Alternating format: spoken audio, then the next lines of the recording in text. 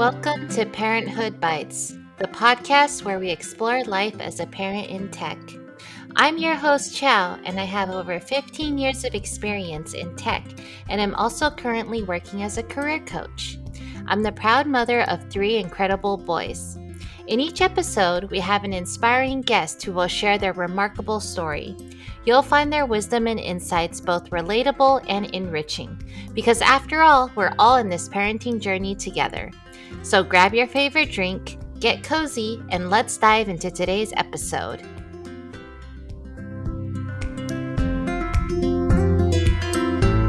Hi everyone, welcome to episode 86 of Parenthood Bites.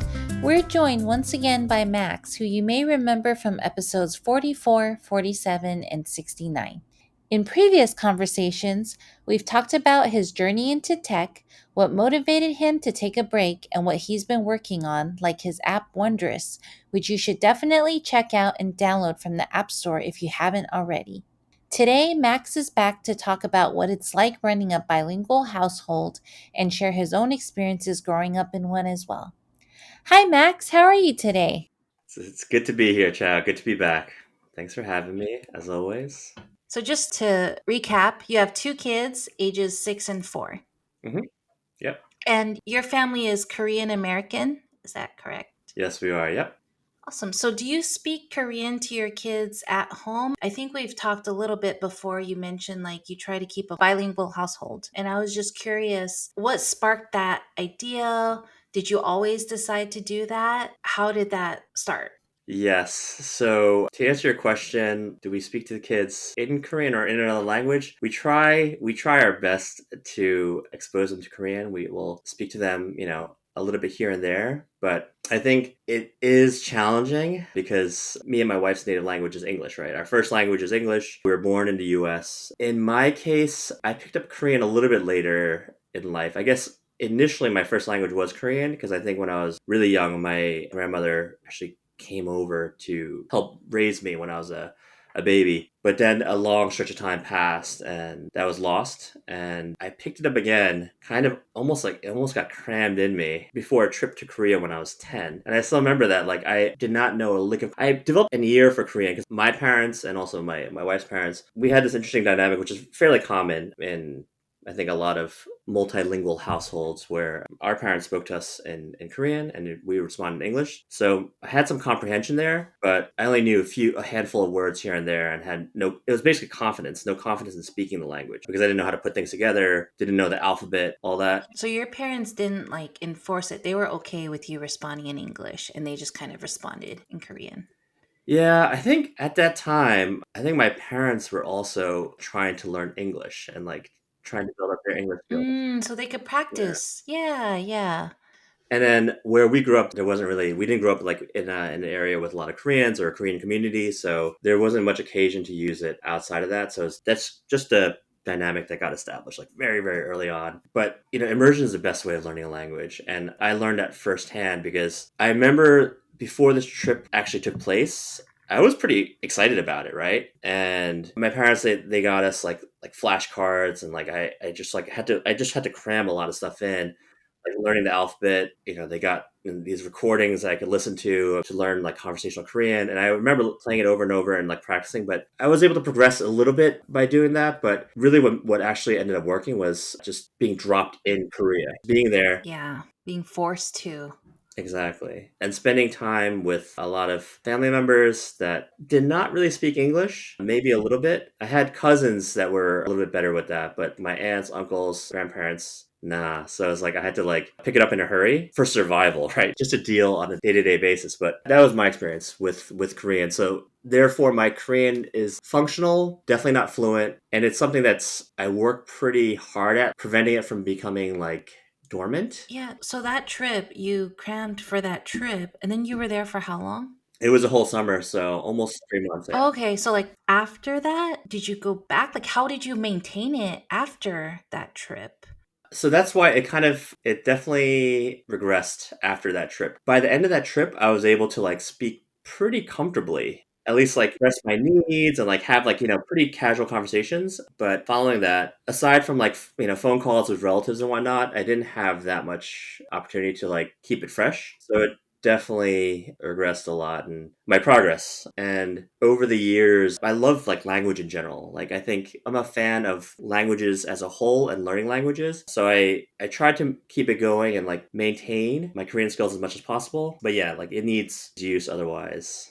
Use it or lose it, right? It's hard to like maintain otherwise. So I did end up going to Korea as part of like, this backpacking trip much later. This was, I think I was 30 when I did this, and I went back to Korea then, and then I got to pick it up again, and that's actually incidentally where I met my wife. But yeah, it's like aside from these moments, it's something that like I'll occasionally pick up a book and try to or Duolingo and just try to keep it going. We're going to Korea this summer though, so That's awesome.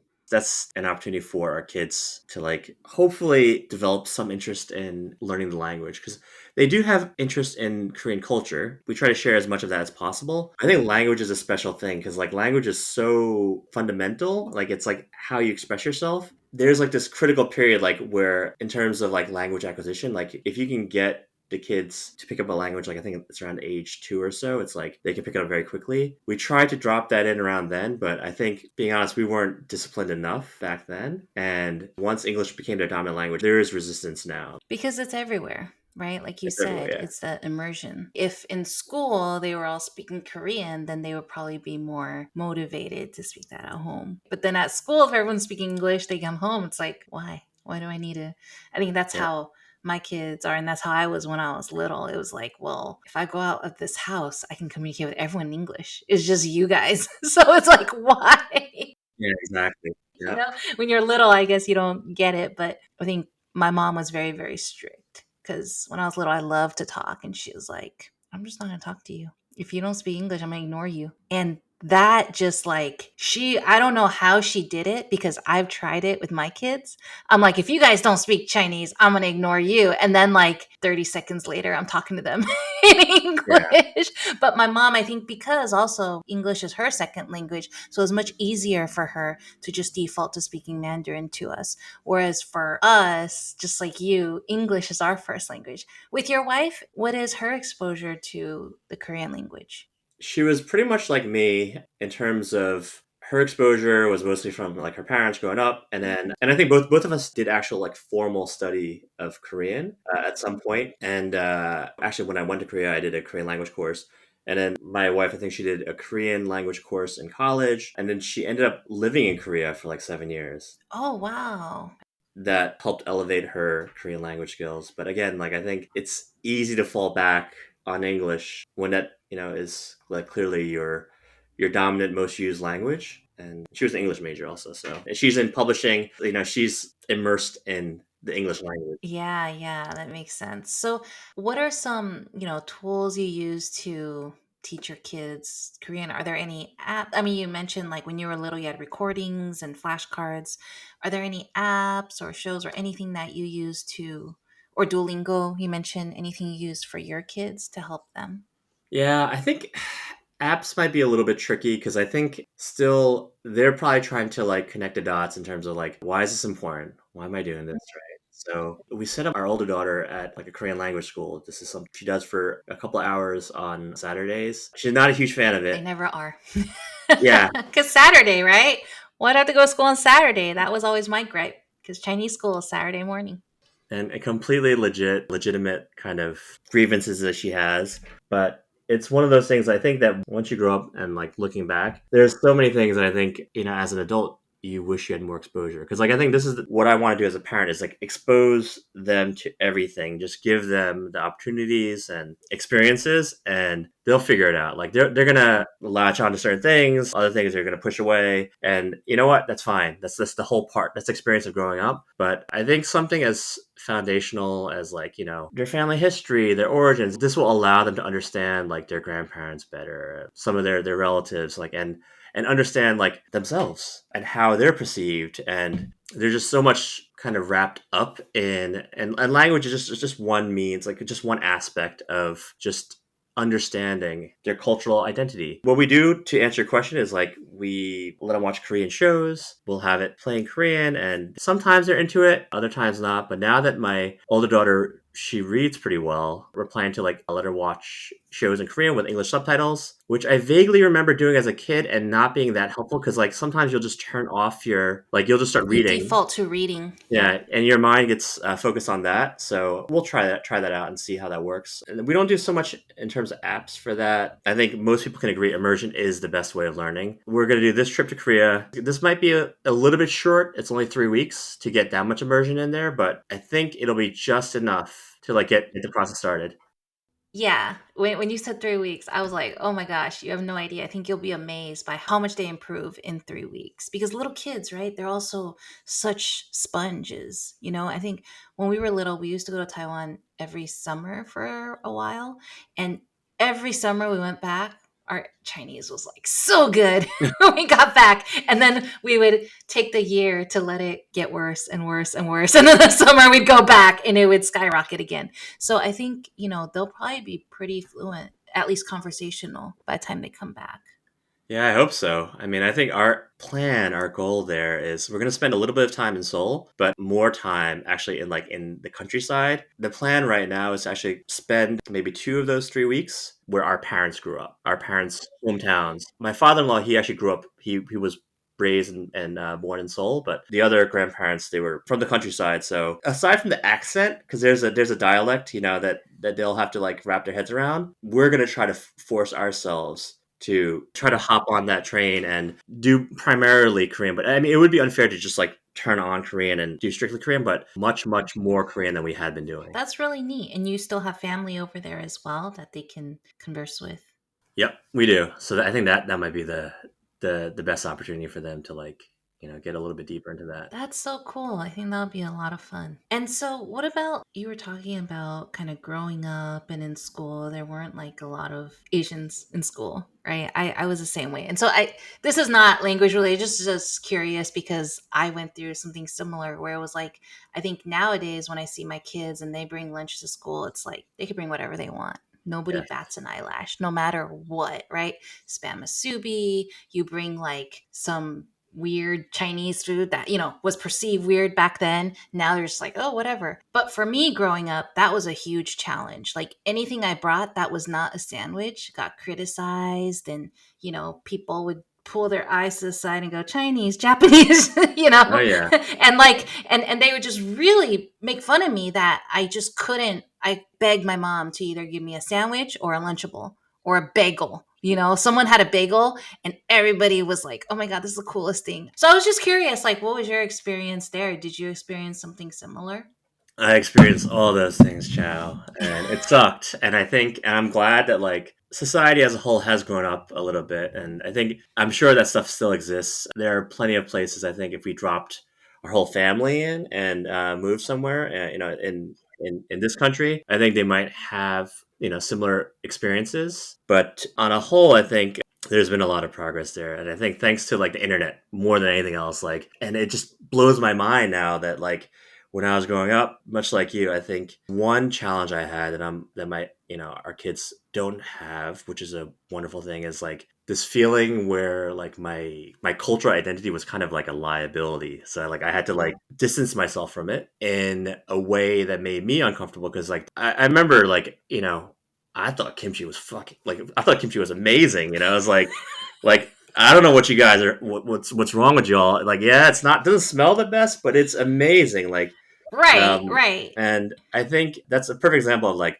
when people come into a situation with like a bias, right? Like some sort of preconceived notion about something, right? Where if they just close their eyes and, just focused on taste. Cause like now you look at it like, I mean, Korean barbecue is like a pretty popular cuisine. It's like kimbap is like selling out at Trader Joe's, even though the Trader Joe's kimbap is not really that great, sorry to break it to y'all. Like try like fresh But kimbap. people Like, love it. yeah, I know, but exactly. But it's like, it is a thing, and like K-pop, K-dramas, it makes me feel good that like our kids are growing up in a world where yes, so they're still going to encounter maybe like not to the extent, not as much aggression that I might have had, you might have had growing up, but maybe more curiosity, just stuff that like comes from just not knowing. Because like our older daughter, I think she was just like a toddler and took her to one of those indoor gyms, and another kid was like, why are your eyes so small? And then, but there's no hostility, no aggression there. It was just like a question of that comes from curiosity. I think as an adult, you would know not to ask that question.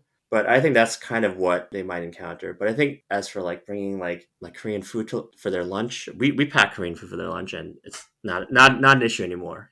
We wouldn't pack certain things because there are certain things that I think are a little bit. There's this one stew called cheonggukjang, which is this like fermented soybean stew, which is A stronger smell. delicious. We probably wouldn't pack that because I think that might bring attention. Like a little bit too much. Yeah, A little yeah, bit too much yeah. because like even me, like I Yeah. love it, but it's like it's got quite an It's odor. like you can bring different things to work, but you don't necessarily want to bring the thing that will make the whole office smell Yeah, when you exactly. microwave it, Leave right? your mark, like leave your Yeah. mark for like the next hour or Yeah. two. Like I love bacon, but we once had someone microwave bacon at work and the entire office smelled like bacon for the whole afternoon. And I was like, dude, come on, that's a little much, right? Like I don't need my whole body to smell like bacon when I've just been at work and I wasn't even in the kitchen. Like, what are we talking about here? I definitely hear you. And I think like sometimes that's something I've had to take a step back and evaluate myself. Like, for example, when I started packing lunch for kids, I used to be like, oh, yeah, I have to only pack sandwiches or whatever because of my memories. And then I'd take a step back and I asked them, like, oh, what do your friends have? Like, oh, they had like someone had curry, someone had musubi, someone had sushi or whatever. And I'm like, oh, okay. What I experienced is not what they're experiencing today, which is amazing. But I have to remind myself that, like, hey, sometimes they don't necessarily have the same constraints, and I don't want to push it on them, remind them that that's the thing. You know what I mean? Like, I don't want them to think, hey, you should be ashamed of it because I was ashamed. Like, you shouldn't be. And I love that it's normalized now. I think there were so many things, like even accents, right? My mom has a thicker accent. And when I was little, I was always like, why none of my friends' parents have accents? My mom has accent. None of their parents need them to translate. What do my parents, my mom needs? I didn't understand. I was happy to do it for her, of course, but I just didn't understand why we had that extra step and other people didn't. And then now as an adult, it's like, oh, it's because my mom can actually speak three languages, not just one, and that's really cool. And she's really strong at that other language, my dad too. And so you think about that I think when you're little, you don't have that context, right? You just have in the moment of like, oh my God, that's so embarrassing. I remember being at the store and they're telling my mom things. My mom's like asking questions she didn't understand. And instead of being like, oh, mom, let me help you, I mean, I did help her, but there was a little bit of like, oh man, why don't my parents understand it? Why are other people's parents okay? There was, I'm ashamed to say there was, but there was because I just didn't know any better. Yeah. Did you experience any of that? Yeah, our childhood experiences were very, very similar. I think growing up at the time that we did, and But I was even in Bay Area.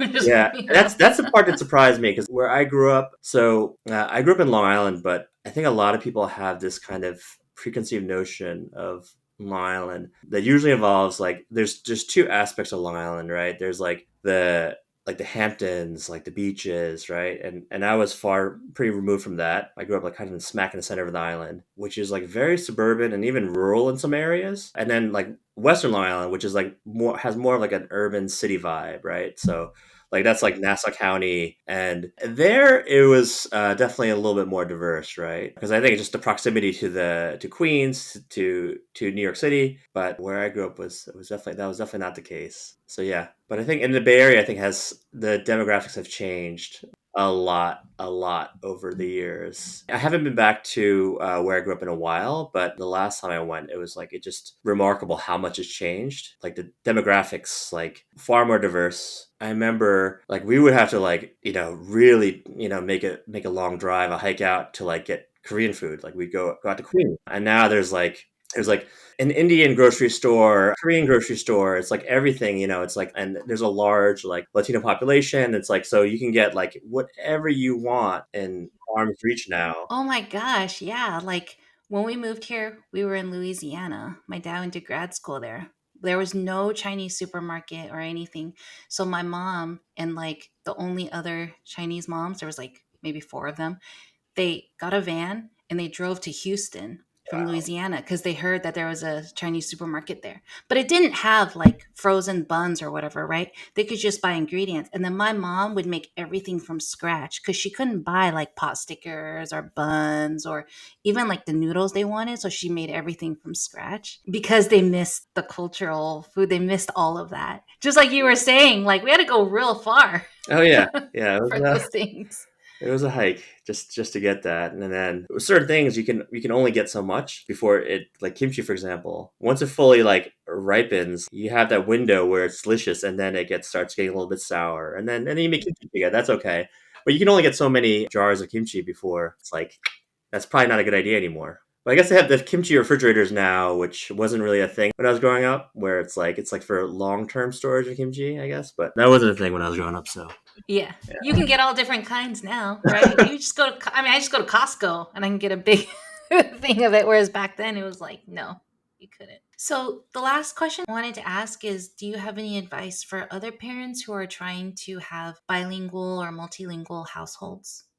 Yeah, so I think some of this is probably somewhat obvious, and this is based on our personal experience and what I've seen work with people that we know, and it's probably well documented. It's like just getting that exposure and being disciplined with using whatever language you want to introduce them to consistently and as early as possible. And where I've seen it most successful is where there's like almost like no lapses. Like the parents I know where their kids are like pretty bilingual, they're in households where one of the parents, usually it's just one of the parents, or sometimes it's both, but they are very disciplined about speaking exclusively in that language. But that's the way to work. But I think for us, our approach hopefully works because they are getting exposure. It's just not as deep and disciplined. But then it also reflects the fact that like neither I nor my wife were fluent in Korean. So that's pretty much what I would recommend. And I think immersion, like I think is the best way. Keeping it up at home is one thing. When I say immersion at home is one thing. Immersion at school is one thing. But immersion in a country offers like where you're surrounded, because like one thing I feel strongly about language is there's so much encoded in language, like so much culture encoded in language. When you're in Korea and you're hearing Korean and you're trying to speak Korean, it opens up so much more because like I said, regardless of the language, there's a lot of like history and culture embedded in the language itself. So being where that language originated or is spoken widely is super helpful. Nice. So it sounds like just trying to immerse your kids in that language as much as possible, trying to expose them more, whether it's through, if you can, through going to a country, but if not, like through just at home shows, just different things in the environment, right? To get them immersed in that language. Yeah, absolutely. Awesome. Well, thank you for sharing that with us, Max. And thank you for sharing how you're managing a bilingual household and all of that. And also sharing some of your childhood experiences as well. Yeah, thank you, Chow. Yeah, I was happy to do it. Awesome. Well, I hope you have a great rest of your week. Take care. You too. Thank you so much for joining us today on Parenthood Bites. We hope you found our episode informative and entertaining. If you're a parent in the tech world or know someone who is, we'd love to hear from you. Please reach out to us at chow@parenthoodbites.co, and we'll be thrilled to add your experiences to our interviews. That's chow, CHIAO, @parenthoodbites.co. And to our potential sponsors out there, if you're a business or know of one that would like to support and partner with our podcast, please don't hesitate to get in touch. You can also reach us at chow@parenthoodbites.co. Thank you once again for tuning in, and we wish you a fantastic rest of your week. Until next time, take care and stay curious.